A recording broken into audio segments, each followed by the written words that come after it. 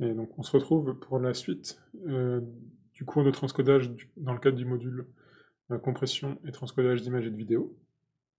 Donc dans la première vidéo, je vous avais parlé des bases du transcodage, avec les définitions des termes importants, la présentation des formats pivots et des transformations audio et vidéo que l'on peut faire lors d'un transcodage. Et puis j'avais pris un exemple, un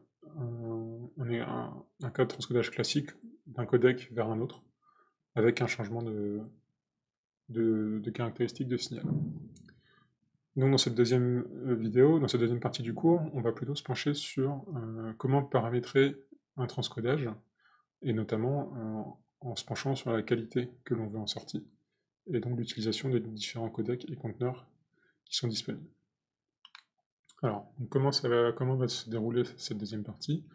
On va commencer par vraiment présenter en détail les différentes caractéristiques des signaux audio et vidéo sur lesquels on va pouvoir influer lors d'un transcodage. Ensuite, on va décrire la contrainte de qualité et comment elle influe sur le transcodage. Et on va illustrer ça en utilisant le cas d'usage de Netflix et de son échelle de débit. Et enfin, dans une deuxième vidéo, on va parler plutôt des codecs disponibles, sans rentrer dans le détail de leur fonctionnement, et également des différents formats de fichiers conteneurs que vous pouvez utiliser pour transcoder vos vidéos. Alors, commençons tout d'abord par les caractéristiques du signal vidéo. Alors, le plus important, ça reste la résolution spatiale. J'en ai déjà parlé dans la première partie du cours. Donc, c'est la largeur et la hauteur de chaque image d'une vidéo. Alors, comme vous pouvez le voir sur cette illustration, il y a vraiment de nombreuses résolutions spatiales qui peuvent exister dans l'industrie, enfin dans le monde de la vidéo. Donc, à l'heure actuelle, les plus importantes, ça reste les résolutions 16 neuvième, qui sont utilisées en télé et en streaming vidéo. Donc historiquement, on part de la SD, donc le 960 par 540. Puis on est passé à la HD Ready, puis la Full HD, donc 720p puis 1080p il y a quelques années. Et puis voilà, donc on l'espère dans quelques années, on va passer à la QHD et à l'UHD, donc la 4K sur vos télés. C'est déjà le cas sur certaines chaînes expérimentales. Mais donc il existe également d'autres formats, donc les formats 4 tiers historiquement, avec le format VGA, donc 640 par 480, que vous avez peut-être connu sur des écrans cathodiques au début des années 2000. Et puis toutes ces déclinaisons, le PAL qui a été utilisé en télé, puis le SVGA 800 par 600, etc. Et puis il y a également les formats 16 dixièmes qui sont là plus utilisés actuellement sur les écrans d'ordinateur, puisqu'ils sont adaptés au calcul avec des cartes graphiques. Donc ils existent aussi. Ils sont assez utilisés. Voilà pour toutes ces différentes résolutions possibles. Et donc le fait de devoir choisir entre ces différentes résolutions, ça nous amène à un problème qui est l'aspect ratio, qui va définir en fait la manière dont est affiché un pixel sur votre écran. Alors pour ça, on doit définir trois différents aspect ratio. Donc il y a le pixel aspect ratio qui va être le ratio entre la largeur et la hauteur d'un pixel. Il y a le storage aspect ratio qui va être le ratio entre la hauteur et la largeur d'une image dans le signal vidéo. Et enfin le display aspect ratio qui va être la même chose mais sur l'écran d'affichage. Et donc, suivant si le DAR et le SAR sont égaux ou différents, et ben on va avoir un affichage de pixels qui peut être soit carré, donc le cas normal, ou soit rectangulaire. Et là, ça peut entraîner des défauts de qualité. Donc, si on prend l'exemple d'une image Full HD qui est stockée et qu'on veut afficher sur un écran Full HD, là du coup, le DAR et le SAR sont égaux, du coup le pixel aspect ratio va être égal à 1, les pixels seront carrés, on n'aura pas de souci. Ça c'est le cas classique, il n'y a aucun problème. Là où ça se complique, c'est quand on a un écran, une résolution d'écran qui est différente de la résolution d'image. Donc là, si on prend l'exemple de la Full HD, mais qui est affichée sur un écran WXGA, donc c'est les écrans 16 dixièmes dont je vous parlais, là avec une résolution 1920 par 1200. Donc là, on obtient un pixel aspect ratio qui n'est pas égal à 1, et de 9 dixièmes, et donc on aura un pixel un peu rectangulaire. Donc je ne sais pas si ça vous est déjà arrivé quand on n'utilise pas la résolution native de votre écran d'ordinateur. Pour l'affichage, on peut avoir une image qui va être déformée, donc ça peut être gênant visuellement. Et donc, lors d'un transcodage, il faut faire attention à cet aspect ratio, à ce pixel aspect ratio, il faut qu'il soit égal à 1, si possible, pour éviter d'avoir des pixels rectangulaires et d'avoir une image qui est déformée. Voilà pour cette petite aparté. Maintenant on revient aux caractéristiques du signal vidéo. Donc on a le framerate, j'en ai déjà parlé également, avec du coup qui va en fait dépendre de la région dans laquelle vous vous trouvez. Si vous êtes aux US, ça va plutôt être 120, 60 ou 30 images par seconde. Si vous êtes en Europe, ça va plutôt être 150 et 25, soit en entrelacé, soit en progressif. Et puis au cinéma, c'est encore différent, parce qu'on a historiquement du 24 images par seconde, et depuis peu, on a quelques films qui sont tournés en 48 images par seconde. Ensuite, on a également une caractéristique de profondeur, de précision, et de échantillonnage de couleurs. Donc là, on retrouve les caractéristiques du signal YQV que je vous ai présenté dans une première partie, à savoir le 420 bits, donc en 12 bits par pixel pour les signaux SDR. Je reviendrai un peu là-dessus sur la définition, juste en dessous. Et puis le 422 10 bits, avec du coup un échantillonnage de couleurs plus intéressant pour la HDR, puisque là ça a une importance, il y a une différence entre le 420 et le 422 dans le cadre de la HDR. Donc ça nous amène à l'autre caractéristique du signal qui est la dynamic range, qui va du coup être soit SDR, donc qui correspond à ce que vous trouvez sur vos télés actuellement, et le HDR qui va en fait venir améliorer le contraste de votre image en autorisant une gamme d'intensité lumineuse qui va être beaucoup plus grande que ce qui était fait auparavant. Et donc ça, il y a certaines télés HDR qui sont commercialisées, qui coûtent encore très cher actuellement. Mais c'est quelque chose qui va arriver puisque ça augmente grandement la qualité visuelle et l'immersion qu'on peut avoir.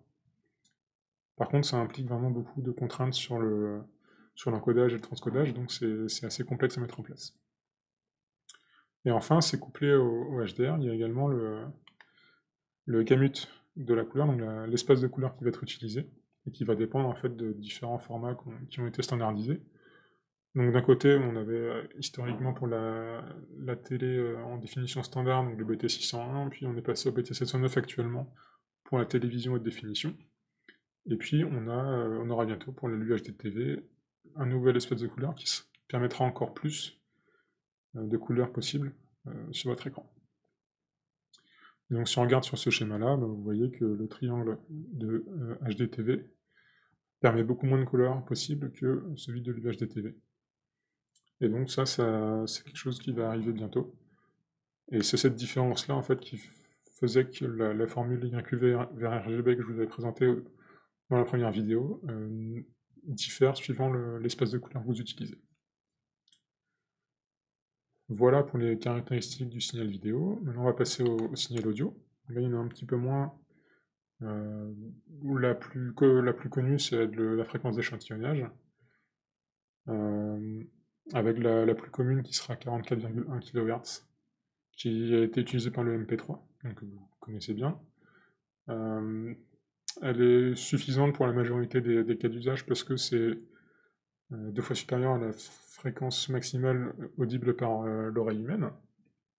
Mais il existe quand même d'autres fréquences d'échantillonnage qui sont utilisées parce que c'est plus pratique à manipuler dans certains cas. Donc il y a le 48 kHz et puis d'autres fréquences qui sont plus grandes. Ensuite, il y a également la précision sur lesquelles on va encoder chaque échantillon, donc le nombre de bits qu'on va utiliser pour chaque échantillon. Si on prend le CD, c'est des 16 bits, si on prend le DVD et le Blu-ray, c'est du 24 bits. Puis si on prend du 32 bits et au-dessus, ça va être sur des signaux très haute définition pour l'audio. Et enfin, donc on a le nombre de canaux différents du signal audio. Donc ça va vraiment changer le nombre en fait de canaux, le nombre d'haut-parleurs que vous allez utiliser. Donc ça peut être soit du mono, fait du stéréo pour les trucs les plus classiques. Et puis ensuite, on va améliorer sur des formats home cinéma, avec du 2.1, 5.1, 3.1, 7.1, etc. Et les formats les derniers formats actuels, ça va être ceux du Dolby Cinema, par exemple. Si vous allez dans la salle des Rennes, vous avez 128 canaux audio différents qui sont joués en même temps, de manière à avoir un son spatialisé de très haute qualité. Voilà, donc là je vous ai décrit les différentes caractéristiques des signaux audio et vidéo. Et maintenant, donc, on va voir comment on peut jouer sur ces caractéristiques-là pour paramétrer le transcodage. Notamment, ça va se jouer sur la qualité que l'on veut en sortie. Alors, comme j'ai déjà dit, un transcodage, ça va venir altérer la qualité de votre signal audio et vidéo. Sauf évidemment si vous êtes dans des cas de production, dans un cas régie par exemple, où là on va transcoder potentiellement la vidéo, mais avec des codecs sans perte. Donc typiquement, on a des pertes. Et un média audio ou vidéo, il peut passer par différentes étapes de codage, transcodage, transformation. Et chacune de ces nouvelles étapes, elle va réduire la qualité qu'on aura en sortie. Du coup, si on fait trop d'encodage successif, ou si on les paramètre très mal, ben on va avoir une qualité en sortie qui va être vraiment inacceptable pour l'utilisateur final. Et vous comme moi, on est assez exigeant sur ce qu'on veut voir. Du coup, il faut vraiment faire attention dans la paramétrisation de votre transcodage. Ce qui fait que donc, un transcodage, c'est un compromis qui est vraiment guidé par la qualité qui est reçue par l'utilisateur final. Et cette qualité-là, bah, elle va dépendre des paramètres. Et comment on définit ces paramètres-là? Ben, on a plusieurs facteurs clés qui vont influencer. On commence déjà, je l'ai déjà évoqué dans la première partie du cours, c'est sur la bande passante qui est disponible pour la transmission de votre signal. Cette bande passante-là, suivant qu'elle soit vraiment très haute sur de la fibre ou très basse quand vous êtes en 3G, bah, ça va vraiment dicter, ça va vraiment quasiment imposer les paramètres de codage et de transformation qui vont pouvoir être transmises sur ce canal-là avec la meilleure qualité en sortie. Et donc là, on peut jouer notamment sur le débit d'encodage, qui va du coup être assez bas, sur la résolution spatiale et sur le framerate d'encodage. Donc là, on revient à ce que j'avais présenté dans la première partie. Ensuite, il y a également les caractéristiques de l'appareil que vous allez utiliser pour afficher votre image en fin de chaîne. Donc ça va grandement limiter le nombre de codecs, le choix du codec par rapport à ce qui est disponible sur ce terminal-là. Et ça va également fixer en fait les caractéristiques du signal audio et du signal vidéo que vous voulez avoir en fin de transcodage. Et c'est notamment le cas pour la résolution d'image. Je vous ai dit, parce qu'il faut un pixel d'aspect ratio de 1. Il faut un framerate. Il faut aussi avoir le framerate qui va passer, la bit depth et le color sampling que l'on peut accepter dans ce canal-là. Voilà. Donc ça dépend vraiment du terminal que vous avez en bout de chaîne. Et enfin, ça dépend également de la capacité de calcul que vous allez pouvoir avoir en fin de chaîne. Ça va grandement influencer sur le choix de codec que vous allez utiliser, puisque certes, il y a des codecs de dernière génération qui vont être très efficaces en termes de débit, donc ils vont vraiment avoir un très petit débit pour une très haute qualité. Par contre, c'est systématique. Pour obtenir ce petit débit et cette bonne qualité, bah, il faut plus de calcul. Et du coup, suivant ce que vous utilisez comme appareil en fin de chaîne, bah, c'est pas possible d'avoir beaucoup de calculs. Typiquement, si vous prenez votre téléphone, bah, vous n'avez pas envie que votre vidéo elle décharge votre batterie entièrement. Du coup, bah, on va devoir choisir potentiellement des codecs un peu moins efficaces en termes de débit et de qualité pour pouvoir lire ces vidéos-là sur les différents appareils. Voilà, alors si on peut illustrer ça en prenant l'exemple de Netflix, et on va prendre le problème assez important, et qui est le principal d'ailleurs, qui est l'adaptation et la paramétrisation de la résolution spatiale d'encodage. Alors, en prenant un problème, le contexte c'est qu'on a une vidéo source qui est en Full HD, en 1920 par 1080, et on a un écran de l'utilisateur final qui a aussi une résolution de 1920 par 1080. Donc là, voilà, déjà on se limite, on n'a pas trop de problème au niveau de la compatibilité. Par contre, on sait qu'il y aura potentiellement une bande passante qui peut être différente suivant où est-ce qu'est l'utilisateur, s'il est chez lui en câblé ou s'il est sur son téléphone en 3G. Du coup, on va avoir des débits différents et on peut se dire, est-ce que, quelle est la résolution spatiale d'encodage qui va me donner la meilleure qualité pour chaque débit possible. Donc là, on peut se dire, de toute façon, la première chose à faire, c'est d'encoder à la même résolution, puisqu'on a la résolution de source et la résolution du display qui va être la même. Du coup, si on fait ça, on obtient la caractéristique de débit suivante. Donc ce que vous voyez, c'est que la qualité de débit et de bande passante possible, du coup, en résolution maximale est assez limitée, et que, surtout, la qualité décroît très rapidement quand le débit descend. Donc on voit bien que si on prend un débit de 3G, typiquement, où on va plutôt se retrouver dans cette partie-là de l'image, du graphe, on va pas pouvoir atteindre ça avec une résolution d'encodage qui est la Full HD.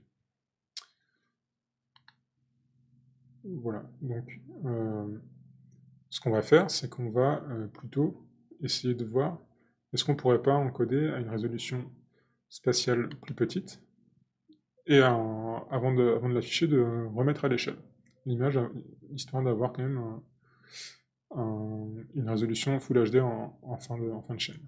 Donc comment on fait ça? On vient tout simplement redimensionner l'image à une résolution plus petite avant d'encoder. On fait l'encodage, la transmission et le décodage, donc du coup on espère avoir un débit plus petit ici, et on redimensionne en fin de chaîne. Donc qu'est-ce que ça donne si on prend l'exemple d'avant en encodant à 720p et à 540p, qui sont des résolutions plus petites que la résolution d'origine? On va avoir des caractéristiques de débit qualité qui vont être décalées vers la gauche, ce qui est assez logique. Donc on va avoir des échelles de débit qui vont être différentes pour chaque résolution, et par contre, l'inconvénient c'est que si on encode à basse résolution, on va être très vite capé en qualité, même si on augmente le débit. Donc, ce qui veut dire que la haute résolution a quand même un grand intérêt si on a des débits qui sont plus grands.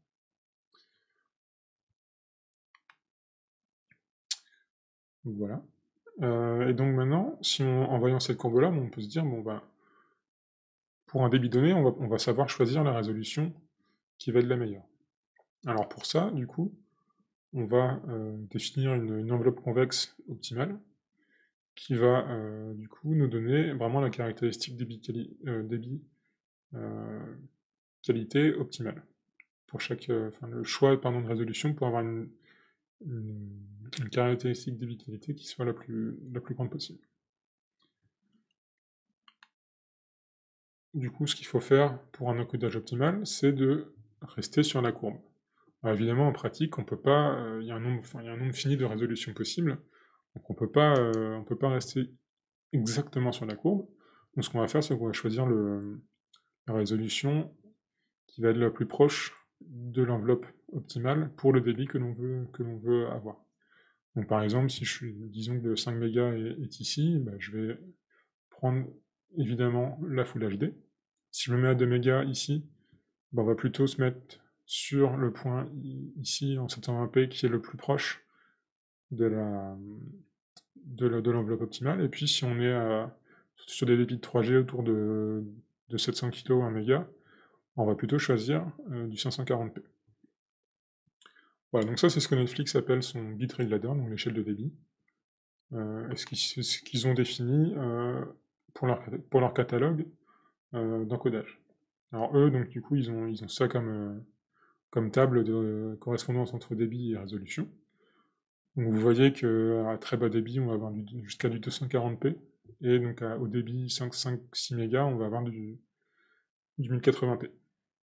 Donc voilà, ça marche très bien, c'est plutôt efficace, mais ils se sont dit, bon, c'est pas assez, on a encore des débits qui sont trop grands, et surtout, en fonction du type de contenu que j'ai, ben, on remarque que l'échelle, elle est pas forcément adaptée. Du coup, ce qu'ils ont fait, c'est pour améliorer ça, c'est qu'ils ont adapté cette échelle de débit à chaque film ou chaque série qu'ils ont dans leur catalogue. Et donc pour faire ça, donc ils ont recalculé l'enveloppe optimale pour chaque série, chaque film. Et ce qu'on remarque, c'est que cette caractéristique, elle va changer suivant la complexité d'encodage du film ou de la série. Alors c'est quoi la complexité d'encodage? Elle va surtout dépendre de la quantité de mouvement, de la quantité de détails qu'il y a dans l'image. Voilà, donc c'est ce qui va principalement jouer sur la quantité de débit nécessaire pour transmettre le signal vidéo. Bon, par contre, l'inconvénient, c'est que pour arriver à faire ça, bah, du coup, ils ont vraiment beaucoup d'encodages différents à faire pour chaque film ou chaque série. Donc voilà, ça prend beaucoup de temps à faire, ça consomme des ressources, donc voilà.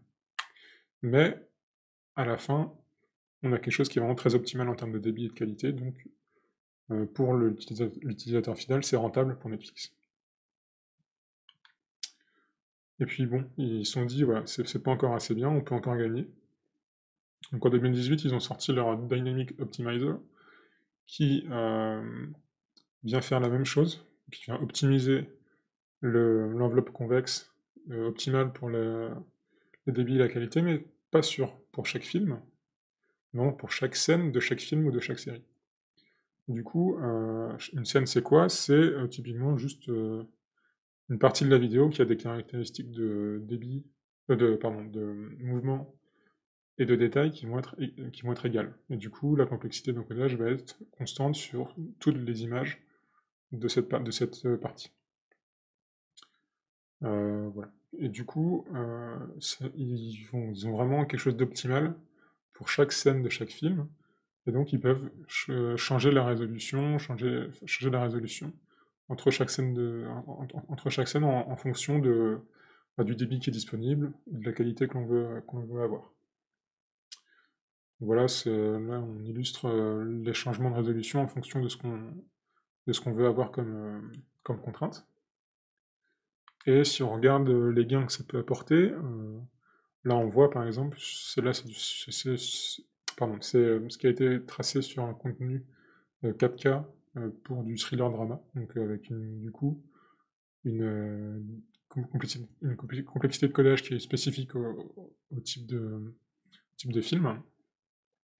Et donc ce qu'on voit, c'est que pour un débit donné, eh ben, on va avoir une qualité qui va être plus grande. Surtout arrivé ici. Donc si on prend un débit de 1 méga, ben, on va voir que là on a un gain de qualité qui est assez énorme. Donc du coup, un plus petit débit pour une qualité équivalente. Ce qui du coup coûte moins cher à Netflix pour transmettre la vidéo jusqu'à chez vous. Et du coup vous êtes transparent, vous avez la même qualité. Voilà pour cette première partie du deuxième chapitre de transcoding. Et donc dans la vidéo suivante, on va parler de codec et de conteneur vidéo. Donc, merci d'avoir suivi.